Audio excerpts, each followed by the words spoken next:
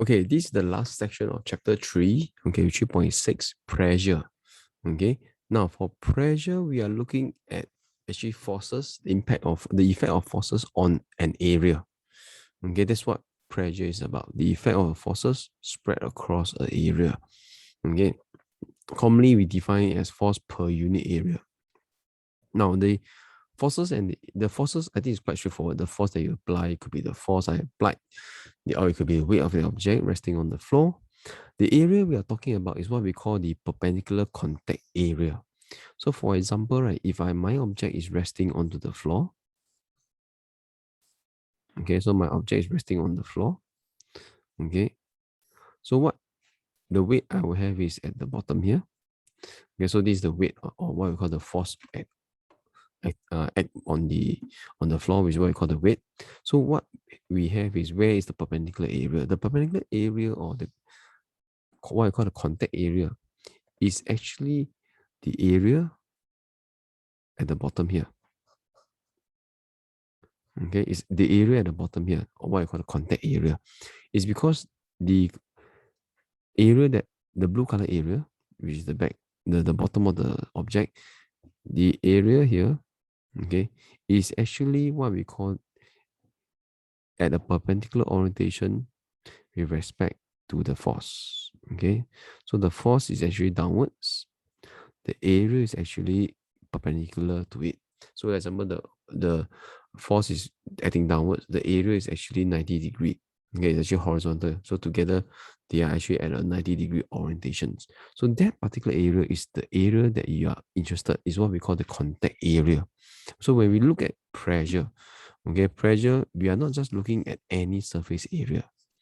Okay, we are actually looking at the area that is perpendicular to the force itself. So that's why we are looking at perpendicular area. So if the force is downwards, the perpendicular area will be the area that is 90 degree to the force, which is what we call the base area, the contact area here.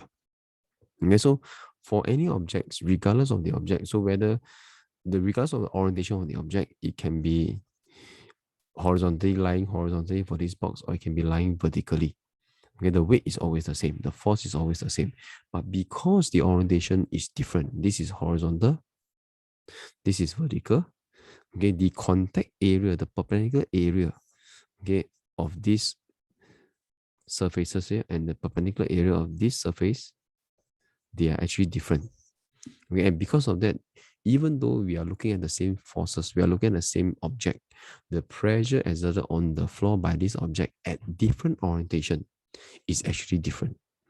Okay, because the force is actually spread out by different contact area. The size of contact area is different. So the force spread out, okay, the impact of the force being spread out, the pressure exerted on the floor is actually different. And this is what pressure is about.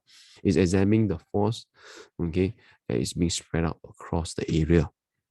Now, so for example, if it's 10 Newton, this is what I mentioned. If it's 10 Newton, okay, the same force, but the area is different. The contact area is different. So in this case, the weight is downwards. Okay, the contact area will be, the perpendicular contact area will be here. This is the area that we are talking about. So this will be the area. Okay, the contact area will be here. Okay, so this is A1. So the contact area is different. And because the contact area is different, the force applied will be different. So pressure of 1, pressure of 2. So even though I have actually the same area, okay, the same force, sorry, and I actually have the same force, but the area is different. The area is different. And because the area is different, the pressure here will be different. Okay. Oh, see, 10 divided by 2 is 5. Oh, what max I have. Okay. So 10 divided by 4, you give you 2.5. Okay. So the pressure here will be different. Okay. Because the area we are talking about is different. Oh, yeah. One thing to note about when you're using the formulas, when you're using the formula for pressure. Okay, the SI unit, same thing. SI unit for pressure, the SI unit for force is Newton. The SI unit for area is perpendicular, is meter square. So if you use meter square and for area, Newton for forces, you'll find that you actually have another unit called Pascal. It can actually be rewritten as Pascal because it's named after the person who invented pressure, Sir Pascal. Okay, so if you have everything, your F and A is in SI units, the unit for pressure P will be in Pascal. And likewise, if your area is in cm square, then your pressure will be in Newton per cm square. It's not Pascal. Pascal is only when force and area is in SI units. Okay, so take note of this.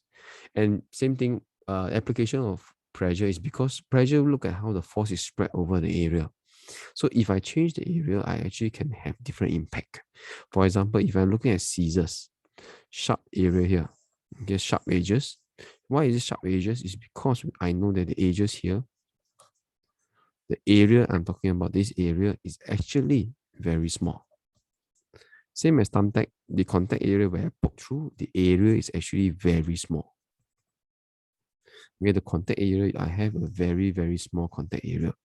And since we know the formula for pressure is force per unit area, if I have a small area, all I need to apply is maybe a small force or maybe a constant force. Because my area is small, you'll find that the pressure is actually very high. And because of that, I can actually apply a high pressure onto the object, and I can actually be able to pierce whiteboard or pierce maybe cut paper, all these things easily. But on the other hand, if I have a track here, look at the caterpillar wheels here. The wheels is not the normal car wheels, caterpillar track, whereby the area here is bigger. The area here is bigger. So the area that is in contact with the ground is actually a big area here that's in contact with the ground. So between the area for the bulldozer is actually very big. The perpendicular area here is actually very big. Okay, so which means that if I have the pressure of the bulldozer, even though the weight of the bulldozer is very big, but because the contact area I have, the two wheels, the contact area I have is actually very big. So between the area here will be very big. And because even though I have a heavy object, but heavy weight, a large weight, my contact area is very big. And the ratio of these two makes my pressure to be actually a small number. Okay, because my denominator is actually much larger. And then because my pressure is small, you'll find that I'm actually able to survive, to float, to not say float, I'll be able to move on the muddy surfaces without actually falling into the mud itself. Because the pressure although I'm heavy, my large perpendicular area actually reduces the pressure. So force per unit area on each surfaces is actually very, very little. And as a result, I will not actually pierce the muddy surface and sink into the ground. Okay, and this is how I keep my bulldozer track or even tank above muddy area. Okay, by having a large perpendicular area. Okay, so if you look at the mathematics, okay, I have a dimension of butter of this dimension. Okay, and the density is here. Calculate the weight, the maximum and minimum pressure. Okay, here, take note, yeah, if you look at the basic calculation for weight, we look at your lower side weight. Oh no, sorry, your chapter 3. Oh, chapter 3, yeah. A lower side weight equal to mg. Okay, weight, the formula for weight is mass times gravitational acceleration. Okay, but how do you get your mass? Mass, remember when I give density, you have to remember density formula from your lower side. Density formula is mass over volume. Density is mass over volume. So if I want to find mass, it will be density times volume. Okay, so your simple mathematics, calculate the volume, calculate the mass. Using the density, you'll be able to find the mass of the object, followed by multiply by the gravitational field strength of the gravity pull of the Earth itself. Now, one of the booby trap that we always like to use on students is take note of the units. Here you have cm, cm, cm. So if you use cm and you calculate volume straight away, you'll find that the volume here will actually be in cm cube. But the density is given in meter cube. So that's why for students, you have to take note of these small like units, all these small problem. Okay, so if it's cm cube and meter cube, so you need to convert the volume from cm cube, you need to convert to meter cube before you can actually use the density to calculate the mass. That's why if you look at the working here, you'll find that my volume, when I calculate volume, I actually convert everything to meter first. After that, then I calculate the volume in meter cube. Okay, so meter, meter, meter. So the unit for meter will be, a unit for volume will be meter cube, not cm cube. Okay, then after that, I use density to find answer. Now, for the second part, right, if you look at the maximum pressure, where do I get the maximum and minimum pressure, even though I'm looking at the same glass block? Okay, it's because of the orientation. The glass block here we are looking for, right, is the orientation. So if the glass block, I can actually, no, the glass block, the butter block here is, the butter block can be placed horizontally. So the area that we are talking about is here, this contact area. Or I can actually place the glass block, butter block vertically upwards. Okay, and because of that, the perpendicular area here will be different. So given that the weight is the same, if I have a big area, you'll know that the pressure is actually lowest. So if I have a small area, contact area, the pressure is actually the highest. So when we talk about maximum pressure, it actually means smallest perpendicular area. So you need to orientate the the butter block, okay, to find which orientation has the smallest contact area, which is this part C. Okay, so when I have minimum pressure means I want maximum area. So I need to orientate the butter block to be horizontal.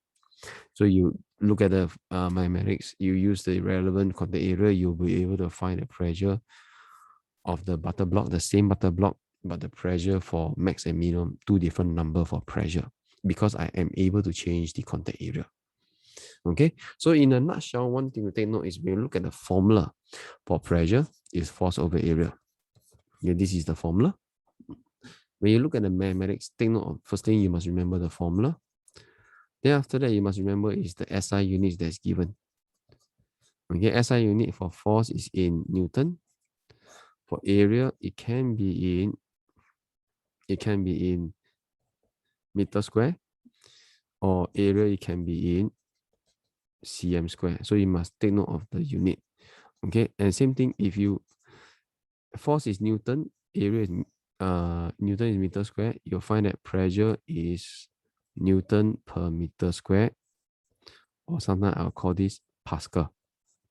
But if the unit is in cm, non-SI unit, okay, the unit for pressure will be Newton per cm square. Okay, not Pascal. And the third one, and the second one the second section that you need to know is when you explain your answer, the keywords. One of the keywords that we don't really talk much, but we actually use it very often is the word perpendicular area. Whenever you write in your answer, whenever you want to highlight to students, to teachers, or want to explain that this is the area you're talking about, don't just use contact area. Okay, because contact area sometimes is a bit ambiguous. Okay, so what we always try to be very specific, to be so that there's no argument. But if we actually like to use the word perpendicular contact area, so we like to use the word perpendicular in front, where to tell the marker that the area, I know where's the area. It is actually not just contact area, it's actually the perpendicular area. But it could be a case that maybe there's multiple contact area, but the only perpendicular area is the one that you're interested when you're looking for pressure. So you want to highlight your understanding to the marker. And because of that, you will want to actually insert the word perpendicular area. Give me a minute. Okay, actually you want to insert the word perpendicular area to your writing. Oopsie. Okay, so you make sure you insert the word perpendicular to your writing. Okay, so take note of this. Okay, so take note when you insert so when you write about keywords, okay, remember to insert the word perpendicular contact area. So when every time, let's say for example, you want to look at the caterpillar track, you have to highlight to the marker to say that because the perpendicular contact area is large, then after that the pressure actually will be reduced greatly. So you want to use a perpendicular area, okay, in your explanations. Okay, with this is where I end off for pressure. If you have any comments, okay, feel free to leave your comments at the bar below, and anything I'll get back to you ASAP. Okay, if you want to get an update of the latest video that I have, remember to subscribe to my channel and to get and after that to press the notification bell so that you will be notified whenever I upload new videos on certain concepts or even on the work that I've done with my class. Okay, if not, thank you very much, everybody. Have a great evening ahead. Bye bye.